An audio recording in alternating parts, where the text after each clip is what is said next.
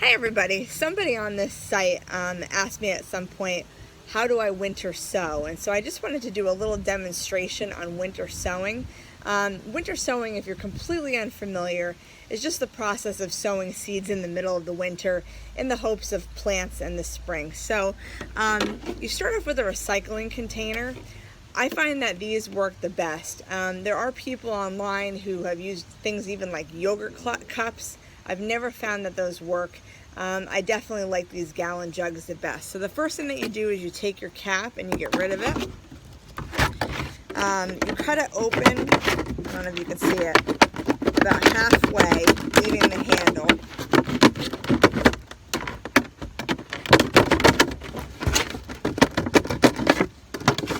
It's terrible knife, but alright, almost there.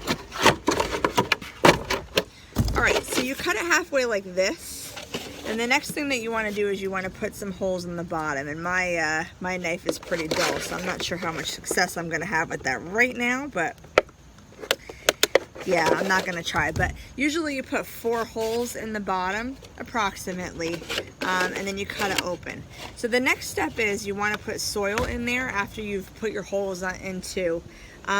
In the dead of winter, I do this in the basement, and I actually wet my soil before it goes in here. So I usually actually drag in a wheelbarrow into my basement.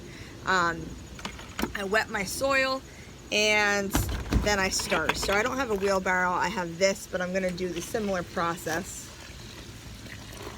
So I wanna get it really good and saturated, like that. And, all right, I'm back. Okay, so I put my water and my soil together. I usually just use a standard potting mix. Honestly, whatever store I'm in, that's the potting mix I use. There does seem to be a difference in various soils, but unfortunately I can't tell you which one works better than others. So anyway, so I take it, I fill the container.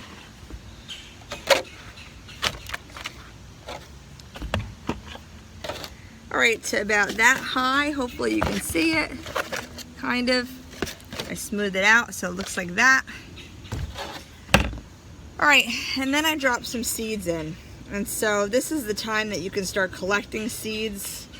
But it is kind of fun, like starting December, I buy seeds, something to do in the winter. So I'm using anise hyssop seeds for these.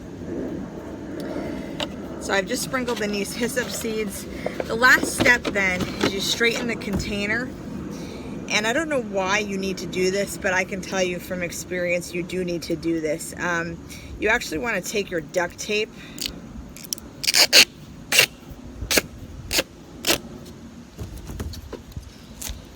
and you want to get it all the way around. So you're basically resealing your container.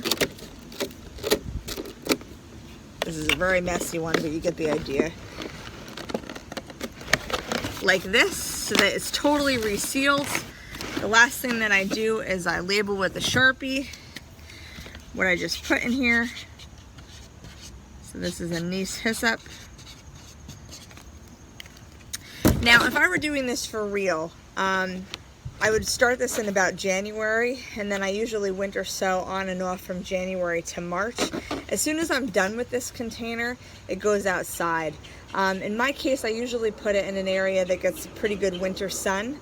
Now, the advantage of this is if you're going to do natives, it allows those seeds to have cold stratification, which is important for most natives. But also, I find that the stuff that's grown in here grows earlier.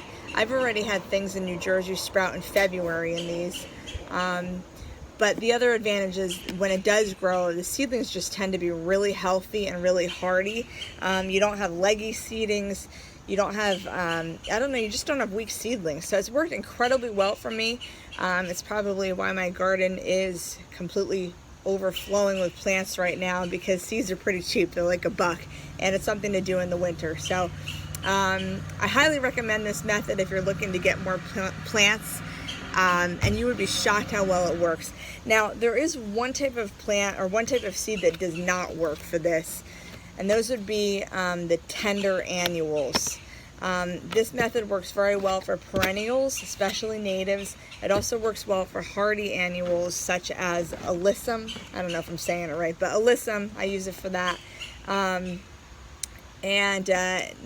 Well, you know, as I'm saying this, I don't know how to pronounce any of these names, but nasturtium, that one has also worked very well for me.